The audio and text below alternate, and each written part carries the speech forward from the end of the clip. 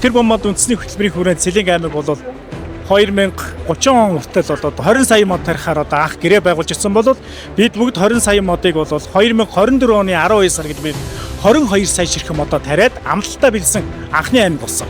Гэтэл өнөөдөр яг 2026 оны эхний хагас жилийн байдлаар бид тэр бомбод үндэсний хөтөлбөрийн хүрээнд 33.6 сая ширхэг модоо тариад бэлэн болгоцсон байна. За мөн тарьд суулгах нийлүүлэгч аймаг болсны хувьд бид бүгд бол тэр бомбод үндэсний хөтөлбөрийг бол ногоон зах зээл ногоо эдийн засаг гэж харсан учраас манай тарьд суулгах үйлдвэрлэдэг аж ахуйн нэгж байгууллага тоо өссөн. Одоо бидний гар дээр 43 сая ширхэг тарьд суулгах үр бэлэн байна. Энэ тарьд суулгахыг одоо бусад 21 аймаг маань авч өөрийнхөө одоо тэр бомбод үндэсний хөтөлбөрөөр тарьж ургуулах ийм бэлэмж нөөц болцсон манай аймагт байгаагаараа манай аймаг бас онцлогоо.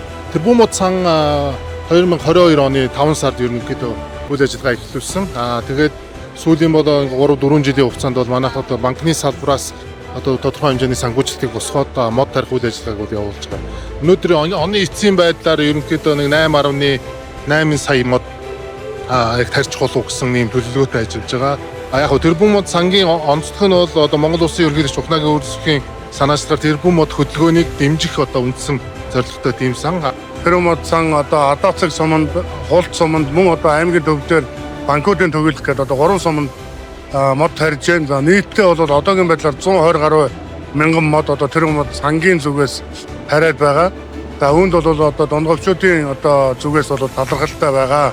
За ер нь говийн бүсэд мод тарина гэдэг бол өөрөө энэ хангаан одоо бүсэд мод тарихаас 15-аас 16 дахин илүү одоо санхүүжилт, хөрөнгө хүч одоо ирмэлзэл ингэж шаардж байдаг. Уснаасаа эхлээд тэнд одоо ургад дасан зохицох гэдэг ийм асуудал байдаг учраас одоо манай одоо говийн бүс Дундгой аймагт одоо мод тарихад хувь нэмрээ оруулж байгаа тэр мод сангийнханд талархаж байгаа. Зэрэг тэрбум мод сан гэдэг сан болоод арилжааны банкуудын гүйлгээ дутмаас нь тодорхой хэмжээний мөнгө гаргаад тэгээд эвлэлдэж одоо нэгдсэн юм сан байгаад байгаа. Тэгэхээр энэ сан маань тодорхой өөрийнхөө ингээд 50%-аар нь мод тарьдаг. За 20%-аар нь бол хүүхд залуучуудын боловсролын экологийн боловсролыг дээшлүүлэх чиглэлээр за 20%-аар нь болохоор зэрэг сургууль цэцэрлэгтэй хот суурин газрын сургууль цэцэрлэгт мод тарих тэрийгээрээ дамжуулж хүүхдүүдийн экологийн боловсролыг сайжруулах гэсэн хэсэг.